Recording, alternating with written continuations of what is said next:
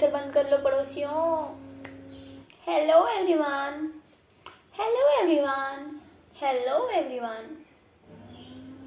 फिर से स्टार्ट हो गया मिक्सर।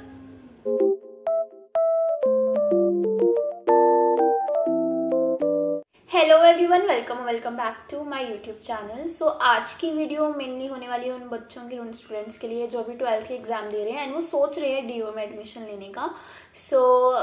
उनमें से एक दो बच्चों ने ना मुझे डीएम करके पूछा था कि अगर हम डीयू में एडमिशन लेते हैं, मतलब दिल्ली यूनिवर्सिटी में एडमिशन लेते हैं, तो हमारा मंथली एक्सपेंसेस कितने आ जाएंगे। मैंने सोचा इसके बारे में एक पूरी वीडियो बनाई जाए, तो और भी बच्चों के लिए, और भी स्टूडेंट्स के लिए जो दिल्ली यूनिवर्सिटी में एडमिशन लेना चाहते हैं बट उनको ये आइडिया नहीं लग पा रहा है कि मंथली कितना खर्चा हो जाएगा। तो I thought of making a video on it. Let's start. तो सबसे पहले बात करते हैं कैंटीन की। कैंटीन में देखो, आप ना पूरे दिन सुबह से लेके शाम तक रहोगे कॉलेज में, तो आपको एक टाइम की मील आपको कैंटीन में लेनी पड़ेगी कॉलेज में। तो वहाँ पे कितना प्राइस होता है वो डिपेंड करता है कॉलेज टू कॉलेज, किस कॉलेज की क्या कैंटीन है और क्या क्या अवेलेबल है उस कैंटीन में।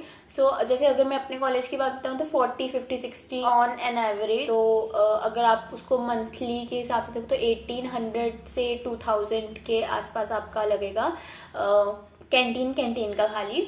और नेक्स्ट मैं इसमें ऐड करना चाहूँगी ट्रैवलिंग का मैंने इसलिए इसमें ऐड किया है क्योंकि बहुत सारे आउट स्टेशन बच्चे होते हैं जिनको आसपास, कॉलेज के आसपास अकोमोडेशन नहीं मिल पाता है और थोड़ा दूर जाके मिलते, तो उनको ट्रैवल करके आना पड़ेगा कॉलेज। एंड दिल्ली के ही बहुत सारे बच्चे होते हैं जिनका कॉलेज बहुत दूर होते हैं, जिनको 1.5-2 घंटे की ट्रैवलिंग करके भी आना पड़ता है कॉलेज में। मेरी क्लास में खुद ऐसे बच्चे हैं जो 2 घंटे तक की ट्रैवल करके भी आते हैं।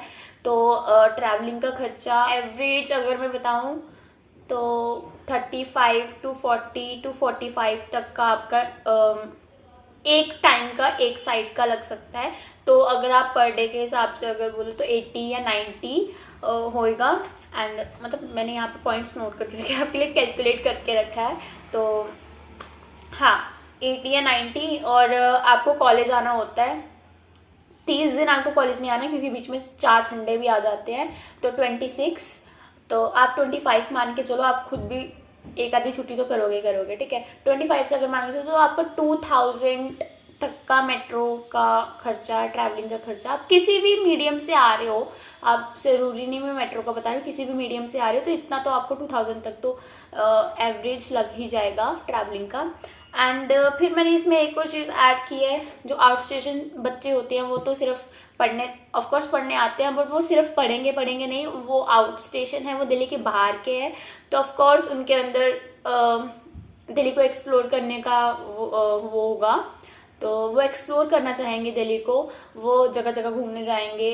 एंड आप मान के अगर चलो, अगर आप महीने में हर वीक अगर नहीं भी जा रहे हो, महीने में अगर 2 या 3 बार भी अगर ट्रैवल के लिए जा रहे हो तो आप उसका लगा लो ट्रैवलिंग का, अगर 200-300 रुपया महीने का आप लगा लो। अगर आप जा रहे हो, अगर 2 या 3 बार जा रहे हो और आप जाओगे तो खाना वाना भी बाहर कुछ ना कुछ तो खाओगे, तो उसको ऐड करके 600-700 रुपया आप और जोड़ लो महीने के एक्सपेंसेस में। क्योंकि हाँ, ऑफकोर्स जो आउट स्टेशन बच्चे होंगे वो तो ट्रैवल, वो तो एक्सप्लोर करेंगे दिल्ली को, वो एक्सप्लोर करना चाहेंगे, तो इसलिए मैंने ये चीज़ भी इसमें ऐड करी है।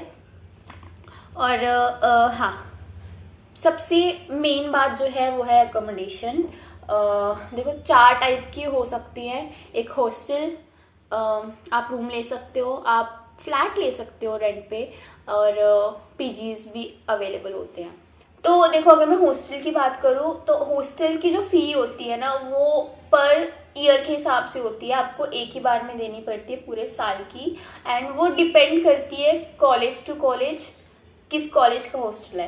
पहली बात तो ये कि डीयू के मैक्सिमम कॉलेजेस में हॉस्टल्स नहीं है अवेलेबल, और जिनके पास है उनकी सीट स्पॉट लिमिटेड है। उसके बारे में भी अलग से वीडियो बना दूंगी अगर आप चाहो तो, अगर आप कमेंट करोगे तो, कि उसमें एडमिशन कैसे ली जाती है हॉस्टल्स में। बट यहाँ पर हम बात कर रहे हैं मंथली एक्सपेंसेस की, तो मैं उसका प्राइसिंग अगर बताना चाहूँ तो वो डिपेंड कर सकता है कौन सा कॉलेज का हॉस्टल है। तो वो आपको 50,000 से 1 लाख तक का भी पड़ सकता है। अगेन मैं फिर से बोल रही हूँ, वो डिपेंड करता है कॉलेज टू कॉलेज। और कॉलेज की रेपुटेशन कितनी है, उसका नाम कितना है, तो वो उस हिसाब से ना फिर उसकी प्राइसिंग भी वो हो जाती है। तो अगर मैं इसको एक मंथ के हिसाब से अगर डिवाइड करना चाहूँ तो आपको 4 से 8 हज़ार एक मंथ का पड़ेगा हॉस्टल का, विद मेस। फूड फैसिलिटी आपको अवेलेबल होती है हॉस्टल्स में। तो दूसरा ऑप्शन आपके पास अवेलेबल होता है रूम्स का, जो सिंगल रूम्स होते हैं, और उसका प्राइस अगर मैं आपको बताऊं तो 8 से 10 हज़ार के बीच आपको पर मंथ पड़ सकता है। पर वो भी डिपेंड करता है कि रूम की कंडीशन कैसी है, रूम दिखने में कैसा है, उस हिसाब से। एंड इसका प्राइस भी वेरी करता है डिस्टेंस के हिसाब से भी, कॉलेज के कितने पास है रूम या कॉलेज के कितनी दूर है।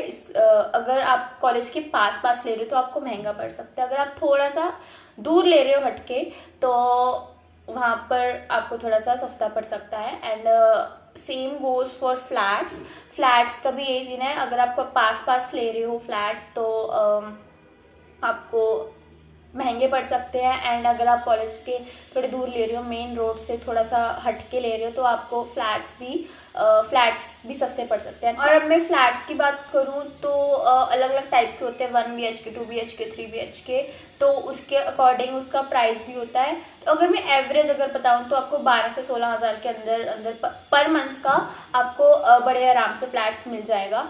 बट अगेन वो भी डिपेंड करता है डिस्टेंस पे, और ये भी डिपेंड करता है कि फ्लैट की कंडीशन कैसी है, वेल फर्निश्ड है या नहीं। और अगर वेल फर्निश्ड फ्लैट अगर आपको चाहिए तो वो तो यहाँ पे दिल्ली में बहुत ज़्यादा महंगे हैं। फुल्ली फर्निश्ड जो होते हैं वो आपको 35 से 40 हज़ार पर मंथ की मैं बात कर रही हूँ, इतने तक के भी मिलते हैं। तो वो आपकी चॉइस है, आप किस में रहना पसंद करते हो। एंड फ्लैट्स का ये है कि 1 BHK, 2 BHK जो भी आप ले रहे हो आप शेयरिंग कर सकते हो। And same goes for room.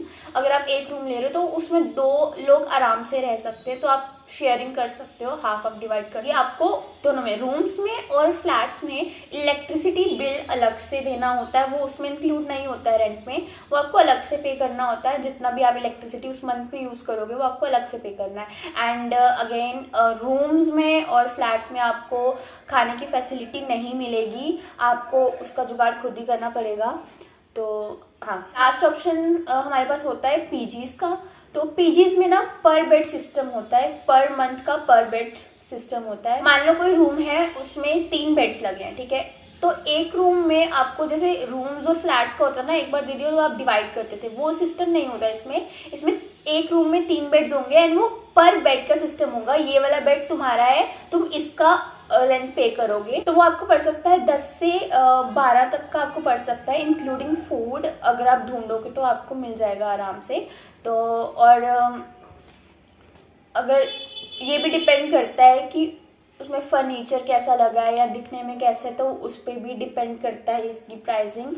तो ये भी जा सकता है 12 से 16 हज़ार तक भी जा सकता है, जो दिखने में बहुत अच्छे दिखते हैं, जो आपने अपने माइंड में सपने जो इमेजिनेशन करते हो, वैसे आपको 12 से 16 से 17 18 तक भी मिलते हैं। तो वो आपको देखना है कि आप किस में रहना पसंद करोगे। एंड इसके अलावा विदाउट फूड वाले भी ऑप्शन आपके पास, विदाउट फूड पीजीज के भी ऑप्शन अवेलेबल होते हैं, जो कि आपको 6 से 8 हज़ार में मिल जाएगा आराम से। वो पर बेड का सिस्टम होता है, ये बेड 6 से 7 हज़ार में है, तो उसका भी फूड का जुगाड़ आपको अपना करना पड़ेगा। तो अब बात करते हैं, जैसे रूम्स में, फ्लैट्स में और पीजीज में आपके पास फूड इंक्लूड नहीं है, तो आप क्या करोगे? तो आप खुद कुक कर सकते हो बहुत आराम से। रूम्स और फ्लैट में तो बहुत आराम से आप कर सकते हो अपना सामान ला के। और पीजीज में भी होता है सिस्टम, किचन होती है सेपरेट जिसमें फूड इंक्लूड नहीं होता है। किचन हर पीजी में आपको मिलेगी, तो आप वहाँ पर खुद कुक कर सकते हो।